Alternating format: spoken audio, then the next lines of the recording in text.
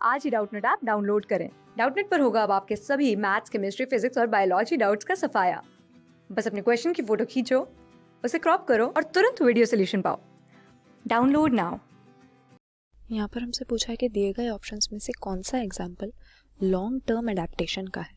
अब एडेप्टेशन जो टर्म है ये हम किसके लिए यूज़ करते हैं?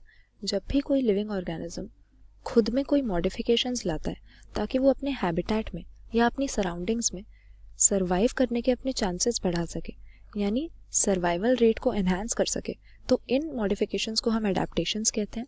और ये किसी भी फॉर्म में ऑर्गेनिज्म कर सकता है।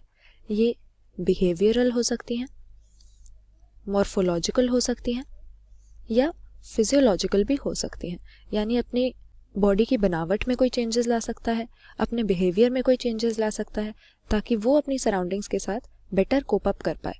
अब ऐसे में लॉन्ग टर्म और शॉर्ट टर्म दो तरह की हमारे पास एडेप्टेशंस होती हैं। इनका मतलब समझ लेते हैं।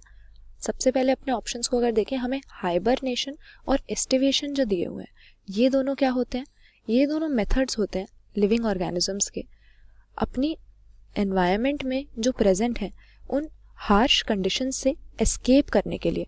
अगर वो किसी ऐसे हैबिटेट में रह रहे हैं जहाँ पर अचानक से अनफेवरेबल कंडीशंस हो गई, जैसे बहुत ही एक्सट्रीम टेम्परेचर हो गया, टेम्परेचर बहुत गिर गया, बहुत लो हो जाता है, या फिर हाई टेम्परेचर हो जाता है, फूड की स्केर्सिटी हो जाती है, तो ऐसे में इन कंडीशंस को एस्केप करने के लिए ऑर्गेनिजम्स हाइबरनेशन और एस्टिवेशन जैसी जो एस्केप इन टाइम के मेथड्स हैं उनको यूज़ करते हैं।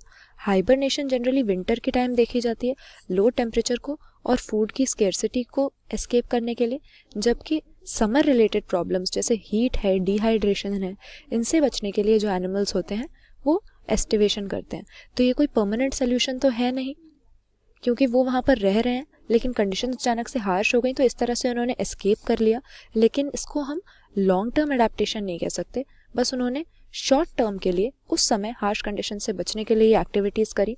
तो यहाँ पर हाइबरनेशन और एस्टिवेशन दोनों ही हमारे लॉन्ग टर्म नहीं बल्कि शॉर्ट टर्म में आ जाएंगे।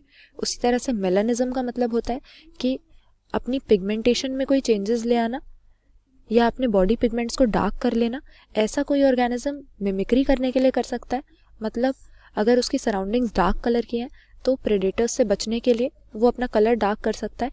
लेकिन अगेन ये लॉन्ग टर्म एडेप्टेशन नहीं है। यहाँ पर मॉर्फोलॉजिकल एडेप्टेशंस जो होंगी कैक्टस की स्पाइंस की तरह, वो हमारी इसमें आ जाएंगी। कैक्टस में हम देखते हैं कि इसमें लॉन्ग पॉइंटेड वुडी स्ट्रक्चर्स होते हैं जो कि स्पाइंस कहलाते हैं, और ये बने होते हैं इसकी लीव्स की मॉडिफिकेशन से। यानी लीव्स जो हैं वो कैक्टस को ब्राउजिंग एनिमल्स से प्रोटेक्ट करने के लिए मॉडिफाई हो जाती हैं इन पॉइंटेड स्ट्रक्चर्स में ताकि एनिमल्स उनको अवॉइड कर दें। तो ऐसे में इस तरह की जो लीफ का चेंज है, पूरी तरह से जो ग्रीन सरफेस होता है लीफ का, लीफ ब्लेड होता है, उसने खुद को मॉडिफाई करके एक स्पाइन बना लिया। इसको हम लॉन्ग टर्म एडेप्टेशन कह सकते हैं क्योंकि उसकी लीफ लगातार ये एडेप्टेशन शो करती है और अब ये उसके जेनेटिक मेकअप में इंक्लूड हो चुका है। तो यहाँ ऑप्शन डी सही आंसर मार्क करेंगे लॉन्ग टर्म एडेप्टेशन के लिए, क्योंकि हाइबरनेशन और एस्टिवेशन हार्श कंडीशंस को एस्केप करने के लिए मेथड्स होते हैं कुछ समय के लिए, और मेलानिज्म भी उसी तरह अपने सराउंडिंग्स में मिमिक्री करने के लिए या सराउंडिंग्स में मर्ज होने के लिए एक मेथड है। कैक्टस की जो स्पाइंस है वो हमारे पास एक मॉर्फोलॉजिकल मॉडिफिकेशन हो जाती है जो लॉन्ग टर्म एडेप्टेशन में आएगी। क्लास 6 से 12 से लेके नीट, IIT, JEE मेंस और एडवांस के लेवल तक 10 मिलियन से ज्यादा स्टूडेंट्स का भरोसा। आज ही डाउनलोड करें डाउटनेट ऐप या व्हाट्सएप कीजिए अपने डाउट्स 8400 400 400 पर।